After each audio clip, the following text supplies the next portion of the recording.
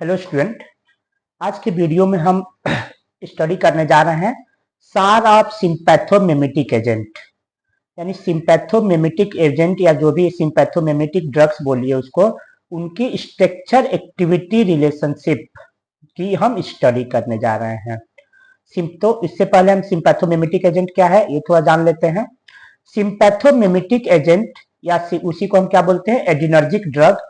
Sympathomimetic जो है sympathetic nervous system को क्या बोलते हैं हम, एडिनर्जिक नर्वस सिस्टम। तो सिंपैथेटिक ड्रग को हम क्या बोलेंगे, एड्रीनर्जिक ड्रग।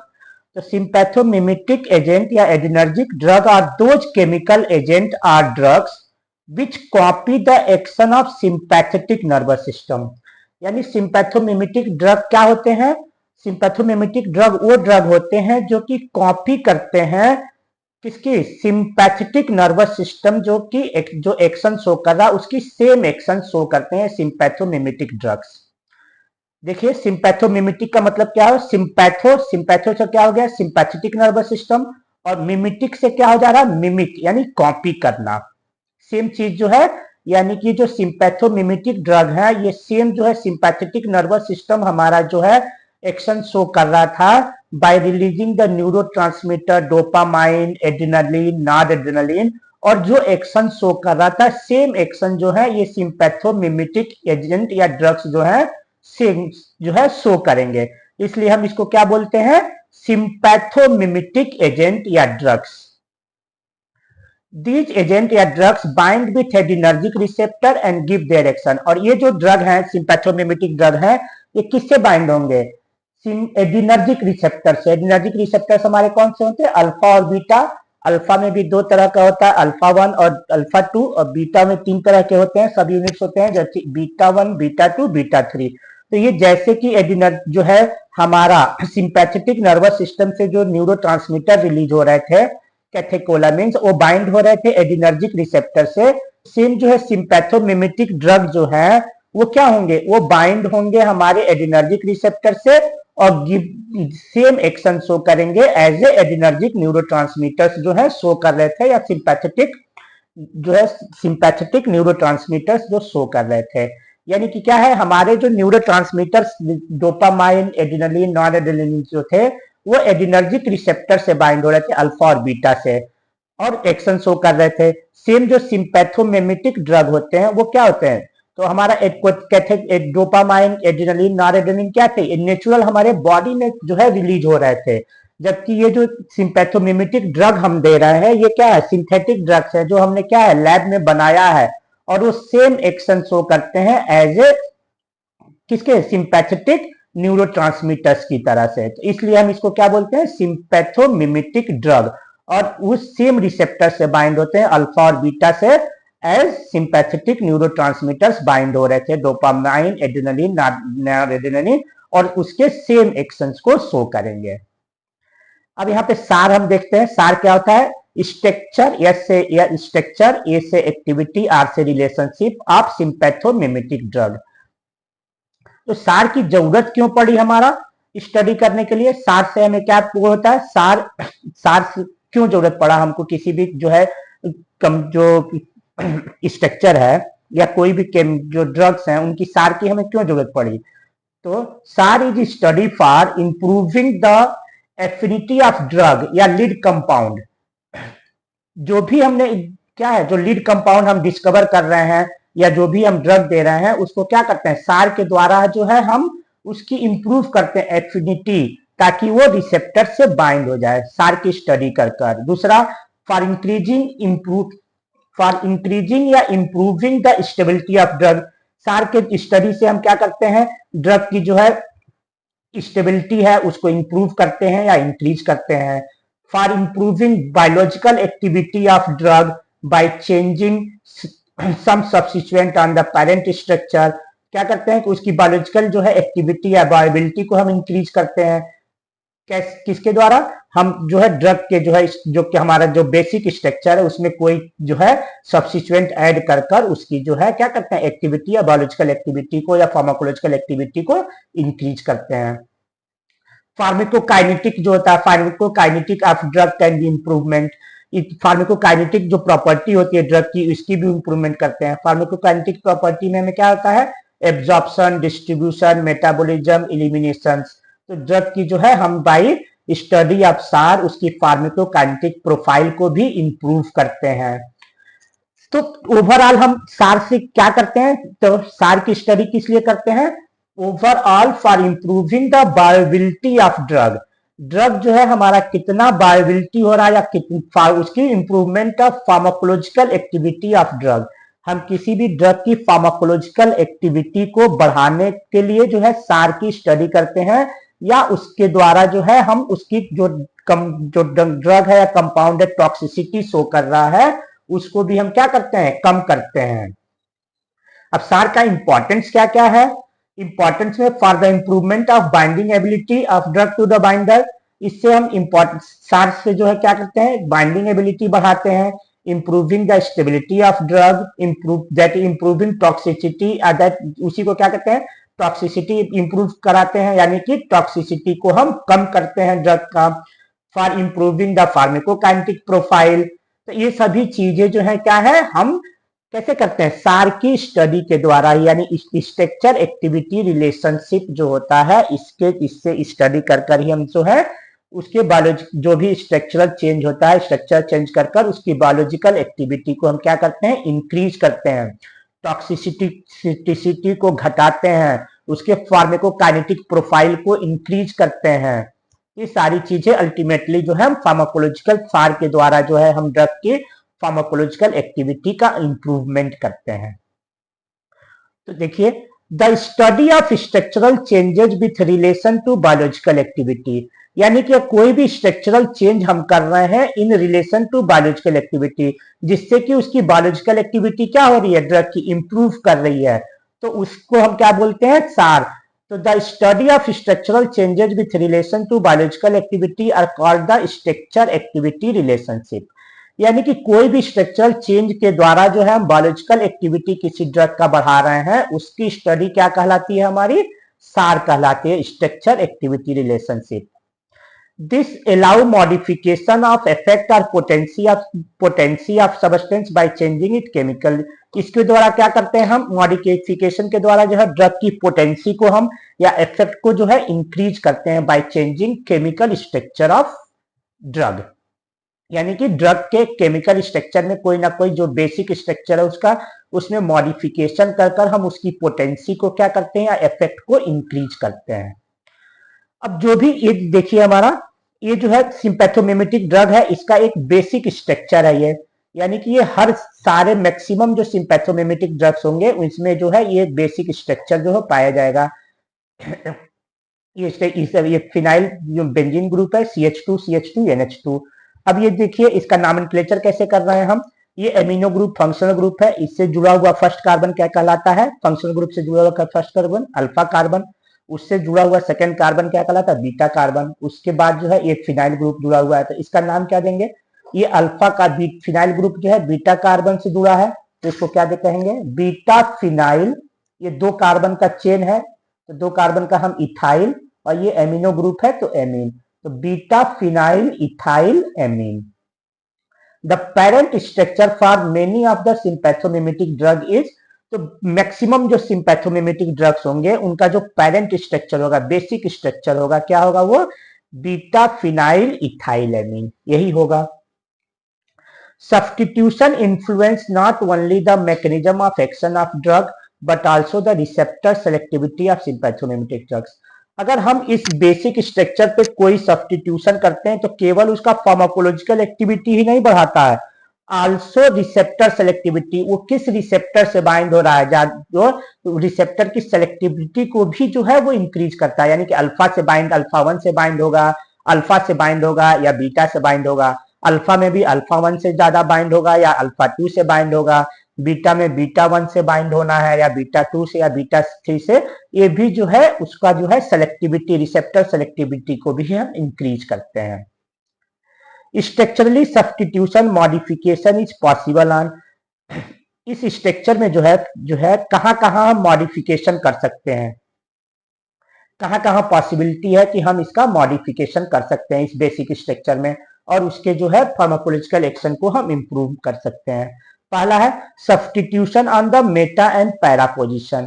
तो ये क्या है, देखिए बेंजीन रिंग है, इसका जो है आर्थो मेटा पैरा पोजिशन, इधर से देखते हैं तो आर्थो मेटा पैरा पोजिशन। तो हम सब्स्टिट्यूशन कहाँ करेंगे, मेटा और पैरा पोजिशन पे। बेंजीन जो एरोमेटिक रिंग है इसमें यहाँ पे हमारा पॉसिबिलिटी है। सेकेंड पॉसिबिलिटी है हमारा सब्स्टिट्यूशन ऑन अमीनो ग्रुप। जो हमारा ये अमीनो ग्रुप है यहाँ पे हम सब्स्टिट्यूशन कर सकते हैं। नेक्स्ट हमारा है alpha and beta position of ethyl amine side chain. जो इथाइल एमीन है ये 2 कार्बन का जो चेन है यहाँ पे हम क्या कर सकते हैं, सब्स्टिट्यूशन कर सकते हैं।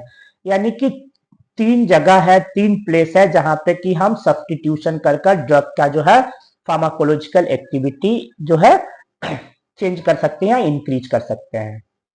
तो पहला हम देखते हैं सब्स्टिट्यूशन ऑन एरोमेटिक रिंग। अगर ये जो हमारा एरोमेटिक रिंग है इस पे सब्स्टिट्यूशन से क्या इफेक्ट हो रहा है ड्रग का, ये हम यहाँ पे स्टडी करेंगे। Maximum activity is seen on beta phenyl ethylamine derivatives containing OH group in the meta and para position of aromatic ring. अगर ये जो बेसिक स्ट्रक्चर था हमारा बीटा फिनाइल इथाइलएमीन का, तो हमने देखा है कि अगर मेटा और पैरा पोजीशन पे OH ग्रुप है तो हमारा क्या है, मैक्सिमम एक्टिविटी जो है वो सिंपैथोमिमेटिक ड्रग जो है वो मैक्सिमम एक्टिविटी शो कर रहा है। अगर OH ग्रुप को हम सब्स्टिट्यूट कर दे रहे हैं, लगा दे रहे हैं इस जो है एरोमेटिक रिंग पे, कहाँ, इस एरोमेटिक रिंग पे मेटा और पैरा पोजीशन पे। जैसे डोपा देखिए एग्जाम्पल डोपामाइन का हमारा क्या एग्जाम जो है, ये एग्जाम्पल है। ये मेटा और पैरा पोजीशन पे OH ग्रुप लग जाता है तो इस पूरे जो है ग्रुप को क्या बोलते हैं, इसको हम कैथिकॉल ग्रुप बोलते हैं, CH2। ये डोपामाइन हमारा हो गया। यहाँ पे जो है ये देखिए स्ट्रक्चर नॉरेड्रेनालिन के इन दोनों में क्या है, हमारा जो एरोमेटिक रिंग पे मेटा और पैरा पोजीशन पे OH ग्रुप है तो इनकी जो है एक्टिविटी जो होती है मैक्सिमम होती है। Percents of OH group at meta and para position 3-4 position give maximum alpha beta selectivity। यानी कि अगर मेटा और पैरा पोजीशन पे OH ग्रुप है तो क्या होगा, अल्फा और बीटा जो है, अल्फा और बीटा जो रिसेप्टर से बाइंड हो रहा था वो क्या होगा, मैक्सिमम होगा। Absence of this group decrease the alpha और बीटा selectivity। अगर OH ग्रुप नहीं होगा तो क्या होगा, ये अल्फा और बीटा रिसेप्टर से जो है उतनी सेलेक्टिवली बाइंड नहीं होगा। एग्जाम्पल देखिए OH ग्रुप है इपिनेफ्रिन, मोर पोटेंट है, और ये देखिए फिनाइलेफ्रिन जो है लेस पोटेंट है, क्योंकि इसमें क्या है, एक जो है मेटा पोजीशन पे ही केवल OH ग्रुप है, पैरा पोजीशन पे जो है OH ग्रुप नहीं है। जबकि इसके इपिनेफ्रिन में देखिए दोनों पोजीशन पे क्या है, OH ग्रुप है, तो इसकी जो है ये जो है एक्टिविटी इसकी ज्यादा है और इसकी फिनाइलेफ्रिन की एक्टिविटी जो है कम है। तो परसेंट ऑफ OH ग्रुप क्या है, percent of OH group give maximum alpha beta activity, absence of group decrease activity. तो अगर OH ग्रुप जो है मेटा और पैरा पोजीशन पे है तो मैक्सिमम एक्टिविटी शो करेगा ये। Unsubstituted without OH group aromatic ring easily cross the blood brain barrier. ये देखिए ब्लड ब्रेन बैरियर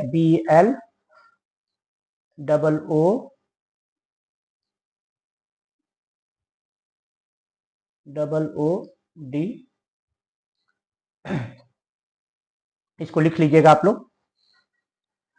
तो अनसेचुरेटेड यानी कि without OH group aromatic ring easily cross blood brain barrier, यानी हमारे CNS में जो है जो ब्लड ब्रेन बैरियर होता है, अगर OH ग्रुप नहीं होता है तो क्या हो जाएगा, ये जो है ब्लड ब्रेन बैरियर को क्या कर देगा, क्रॉस कर देगा और CNS एक्टिविटी शो करेगा।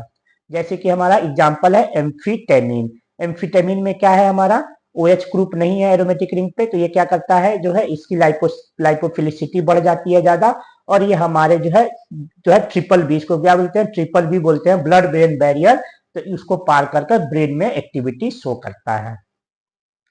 अब सेकेंड सब्स्टिट्यूशन हम कहाँ कर, पहला सब्स्टिट्यूशन क्या था कि एरोमेटिक रिंग पे हमने देखा कि जो है मेटा और पैरा पे अगर OH ग्रुप हम लगा रहे हैं तो इसकी एक्टिविटी क्या हो जा रही है, बढ़ जा रही है।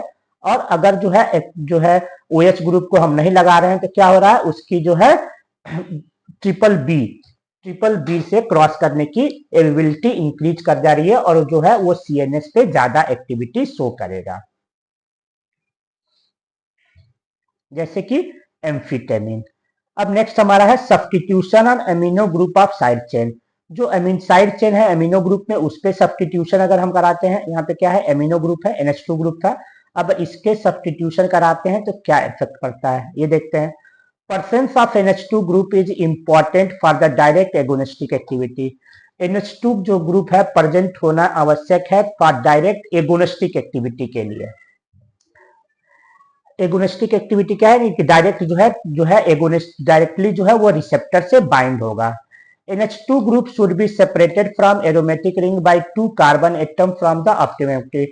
अब जो है ये NH2 ग्रुप जो है देखिए ऑप्टिमम एक्टिविटी के लिए इस एरोमेटिक रिंग और इस NH2 के लिए अमीनो ग्रुप के बीच में 2 कार्बन जो है जरूरी हैं ताकि ये मैक्सिमम एक्टिविटी शो करे। तो NH2 group should be separated from aromatic ring by 2 carbon atom for optimum activity. Both 1 degree and 2 degree amine are potent direct acting agonists, whereas 3 and 4 degree are poor agonistic activity। जो 1 degree और 2 degree होंगे वो potent जो होंगे, potent agonist activity होंगे, जबकि 3 degree और 4 degree amine अगर ले लेते हैं हम तो वो poor direct agonistic activity show करेंगे। बल्कि nitrogenous substance decrease alpha receptor agonistic property. अगर इस पे जो है ज्यादा बल्कि हम जो है एल्किल ग्रुप लगा देते हैं, जितना ज्यादा एल्किल आर ग्रुप आ जाएगा, 3 कार्बन 4 कार्बन 5 कार्बन, जैसे जैसे कार्बन बढ़ते जाएगा वैसे वैसे क्या होगी इसकी डिक्रीजेज अल्फा रिसेप्टर एक्टिविटी जो होगी वो डिक्रीज करती जाएगी and increases beta receptor agonistic activity. Alpha receptor decrease करेगी जैसे जैसे जो है क्या होगा ये नाइट्रोजन पे जो है सब्स्टिट्यूएंट जो है हमारे बल्कि होते जाएंगे, यानी कि ज्यादा कार्बन जुड़ते जाएंगे इनसे, जबकि बीटा रिसेप्टर की इसकी एगोनिस्टिक प्रॉपर्टी क्या होगी इंक्रीज करेगी। ये देखिए एग्जांपल में आइसोप्रोटीनॉल है, इसमें क्या है देखिए ये जो है NH2 पे हमने क्या लगा दिया था आइसोप्रोपाइल अल्कोहल, आइसोप्रोपाइल लगा दिया था, 3 कार्बन का है तो ये क्या होगा 1 2 3 आइसोप्रोपाइल सेकेंड डिग्री से जो है ये क्या जुड़ा हुआ है, ये कार्बन जो है सेकेंड डिग्री कार्बन इससे जुड़ा हुआ है तो इसको क्या बोलेंगे हम आइसोप्रोपाइल। 3 कार्बन का 1 2 3 कार्बन है तो प्रोपाइल, और ये सेकेंड डिग्री जो है सेकेंड डिग्री कार्बन इससे लगा हुआ है। सेकेंड डिग्री क्यों है क्योंकि 2 कार्बन जो है इससे ज्वाइंट है इस कार्बन से, तो इसको जो है 2 डिग्री जो है कार्बन बोलेंगे या सेकेंड डिग्री कार्बन बोलेंगे, तो ये इसको हम क्या बोलते हैं जनरल नेम जो है इसका आइसोप्रोपाइल है, तो इससे आइसोप्रोपाइल है। Less substituent on the NH2 group also prevent metabolism by monoamine oxidase से जो होता है, अगर लार्ज सब्स्टिट्यूशन हो जा रहा है NH2 ग्रुप पे तो क्या करेगा ये जो है बाय स्टीयरिक इंड्रेंस होगा इसमें, और ये जो है क्या करेगा इसको मावो से जो है मेटाबॉलिज्म जो हो रहा था उसको कम कर देगा। तो मेटाबॉलिज्म कम कर देगा तो क्या हो जाएगा इसकी एक्टिविटी जो है वो इंक्रीज कर जाएगी, यानी कि ये ड्यूरेशन ऑफ एक्शन जो है बढ़ जाएगा। तो क्या है large substituent on the NH2 group also prevent metabolism by NOH। जितना ज्यादा इस पे जो है हम क्या करेंगे सब्स्टिट्यूएंट लगाते जाएंगे इस नाइट्रोजन पे तो क्या हो जाएगा इसका स्टीयरिक हिंड्रेंस के द्वारा जो है मावो जो है इसको जो है मेटाबोलाइज नहीं कर पाएगा। मोनोएमीन ऑक्सीडेज जो एंजाइम हमारे लीवर में पाया जा रहा था जो इसके क्या करता है जो मेटाबॉलिज्म के लिए रिस्पॉन्सिबल होता है वो इसको जो है इजिली जो है मेटाबोलाइज नहीं करेगा, तो इसका क्या होगा कंसंट्रेशन जो है बढ़ जाएगा। अब नेक्स्ट हमारा है सब्स्टिट्यूशन। तो इसमें हमने क्या देखा substitution on amino group of side chain. अगर एमिनो ग्रुप पे हम साइड चेन में सब्स्टिट्यूशन करा रहे हैं तो क्या होगा हमारा 1 और 2 degree amines are potent. 1 degree और 2 डिग्री अगर एमीन है तो वो पोटेंट होगा, जबकि 3 डिग्री और 4 डिग्री जो होगा पुअर जो होगा एगोनिस्टिक प्रॉपर्टी शो करेगा। अगर नाइट्रोजन पे हम बल्कि नाइट्रोजनस सब्स्टिट्यूएंट लगा देते हैं, यानी कि जितना ज्यादा इस पे एल्किल ग्रुप हम लगाएंगे वो जो है alpha receptor agonistic property decrease करेगी और बीटा एक्टिविटी क्या होगी इंक्रीज करेगी। अगर लार्ज सब्स्टिट्यूएंट यहाँ पे होगा तो क्या होगा उसका जो है मेटाबॉलिज्म बाय मावो जो है डिक्रीज कर जाएगा। अब नेक्स्ट हमारा है सब्स्टिट्यूशन और अल्फा कार्बन। अगर अल्फा कार्बन पे हम सब्स्टिट्यूशन कराते हैं तो क्या इफेक्ट आता है देखिए मिथाइल और ethyl substituent on alpha carbon reduces direct receptor agonistic activity at both alpha and beta receptor. अगर मिथाइल और इथाइल का सब्स्टिट्यूशन करा देते हैं हम अल्फा अल्फा कार्बन पे, तो क्या करता है, direct receptor agonistic activity alpha और बीटा पे दोनों पे जो है एगोनिस्टिक प्रॉपर्टी क्या होगी, वो डिक्रीज कर जाती है। तो सब्स्टिट्यूशन ऑन अल्फा कार्बन कौन सा था हमारा, ये देखिए जो एमिनो ग्रुप से जुड़ा हुआ पहला कार्बन है क्या, उसको अल्फा कार्बन हमने बोला था। तो क्या था, मिथाइल और इथाइल अगर हम यहाँ पर लगा देते हैं तो क्या हो जाएगा, reduces direct receptor agonist activity at alpha और बीटा पे जो है दोनों पे उसकी एक्टिविटी एगोनिस्टिक एक्टिविटी क्या होगी, घट जाएगी। Substitution on alpha carbon increases duration of action by causing metabolic resistance। अगर हम सब्स्टिट्यूशन करा दे रहे हैं अल्फा कार्बन पे तो क्या हो जाएगा, ड्यूरेशन ऑफ एक्शन जो होगा वो इंक्रीज कर जाएगा। क्यों, क्योंकि उसका मेटाबॉलिक जो है रेजिस्टेंस हो जाएगा, यानी कि मेटाबॉलिज्म जो है आसानी से नहीं होगा। क्यों, क्योंकि जो है इसका जो है स्टेरिक हिंड्रेंस के कारण जो है ये भी जो है माओ जो है या कॉमेट जो है ये उसका मेटाबोलाइज नहीं कर पाएंगे। Block the metabolism by MAO result in increase, तो अगर मेटाबॉलिक रेट कम हो जाएगा तो क्या हो जाएगा, ड्यूरेशन ऑफ एक्शन हमारा बढ़ जाएगा, यानी वो ड्रग जो है ज्यादा देर तक हमारे ब्लड में रहेगा। इसका एग्जाम्पल अब क्या है, एम्फीटेमिन। देखिए अल्फा कार्बन पे जो है हमने CH3 ग्रुप लगाया तो ये क्या हो जाएगा, इसका ड्यूरेशन ऑफ एक्शन बढ़ जाएगा। It show oral effectiveness and greater CNS activity, और ये क्या करेंगे, ओरल इफेक्टिवनेस, यानी कि हम माउथ के रास्ते ले रहे हैं तो उसकी इफेक्टिवनेस, मेटाबॉलिज्म घट जाएगा तो क्या हो जाएगा, इसकी इफेक्टिवनेस जो है बायोबिलिटी बढ़ जाएगी, हमारे बॉडी में हमारे ब्लड में ज्यादा देर तक जो है ये रहेगा और CNS एक्टिविटी शो करेगा as compared to the compound not having alkyl substituent at alpha carbon, यानी कि उनके कंपैरिजन में जिन पे कि अल्फा पे मिथाइल का या एल्किल ग्रुप का सब्स्टिट्यूशन नहीं है। Increase CNS activity due to increase in lipophilicity of the drug, CNS activity क्या हो जाएगी, इनकी जो है इसके पोजीशन पे CH3 आने से इनकी लाइपोफिलिसिटी भी बढ़ जाएगी, जिसके कारण जो है ये आसानी से CNS ब्लड ब्रेन बैरियर को क्रॉस कर लेते हैं। अब सब्स्टिट्यूशन बीटा कार्बन पे करा रहे हैं तो क्या इफेक्ट आ रहा है, OH group attached on beta carbon, अगर हम बीटा कार्बन पे जो है OH ग्रुप लगा देते हैं, डिक्रीज CNS, तो CNS एक्टिविटी क्या है, घट जाएगी due to lower lipid solubility, क्योंकि उसकी लिपिड सॉल्युबिलिटी जो है घट जाएगी of drug, but increases the alpha beta, लेकिन इसके लगाने से क्या हो जाएगा, बीटा कार्बन पे अगर हम OH ग्रुप लगा रहे हैं तो अल्फा बीटा एक्टिविटी जो होगी वो बढ़ जाएगी ड्रग की। कैथिकॉल जो कैथिकॉल न्यूक्लियस था इसको हम क्या बोल रहे थे, ये हमारा ये क्या ये पूरा ये न्यूक्लियस क्या कहलाता था, ये जो है एरोमेटिक रिंग से जो है OH ग्रुप जुड़े हुए हैं अल्टरनेट जो है अल्टरनेट पे, तो क्या हो जाएगा मेटा और पैरा पोजीशन पे, तो कैथिकॉल रिंग है। तो catechol nucleus is important for the significant agonistic, तो किसी भी सिंपैथोमिमेटिक ड्रग में कैथिकॉल न्यूक्लियस जो है इंपॉर्टेंट होता है उसके एगोनिस्टिक एक्टिविटी के लिए। Replacement of catechol with resorcinol in isoproterenol give metaproterenol which is a selective beta 2 receptor agonist. अगर हम जो है replacement of catechol with resorcinol, यहाँ पे देखिए यहाँ कैथिकॉल में क्या था, मेटा और पैरा पोजीशन पे हमारा OH ग्रुप होता है, जबकि रिसोर्सिनॉल रिंग में क्या होता है, मेटा और जो है मेटा पोजीशन फर्स्ट और थर्ड जो है, देखिए ये मेटा और मेटा पोजीशन पे, ये इस पोजीशन पे जो है OH ग्रुप लगे होते हैं, मेटा पोजीशन पे, दो मेटा पोजीशन पे लगे होते हैं। तो replacement of catechol with resorcinol is isoproterenol give metaproterenol which is selective beta 2 receptor agonist, ये क्या हो जाता है, ये बीटा सेलेक्टिविटी जो है इसकी बढ़ जाती है। तो कैथिकॉल न्यूक्लियस जो होता है इंपॉर्टेंट होता है for select significant agonistic activity, अगर हम इसका रिप्लेसमेंट कर देते हैं कैथिकॉल से तो क्या हो जाएगा, isoproterenol give metaproterenol which is selective beta 2 receptor agonist property. तो ये हमारा क्या हुआ, सार हो गया, यानी कि हमने इसमें स्टडी किया कि हम अगर जो है जो बेसिक रिंग है सिंपैथोमिमेटिक ड्रग्स के, इनके जो है स्ट्रक्चर में कोई भी हम चेंज कर रहे हैं तो कैसे जो है वो हमारी ड्रग की एक्टिविटी को, सिंपैथोमिमेटिक एक्टिविटी को इफेक्ट कर रहे हैं, ये हम इसके जो है स्टडी जो है डिटेल स्टडी देखे हैं। और इससे क्या करते हैं हम, ड्रग का जो भी ड्रग का इंप्रूवमेंट होता है इसके द्वारा, सार की स्टडी के द्वारा जो है ड्रग की activity, pharmacological activity, pharmacokinetic property profile या उसकी टॉक्सिसिटी को क्या करते हैं हम, इंप्रूव करते हैं।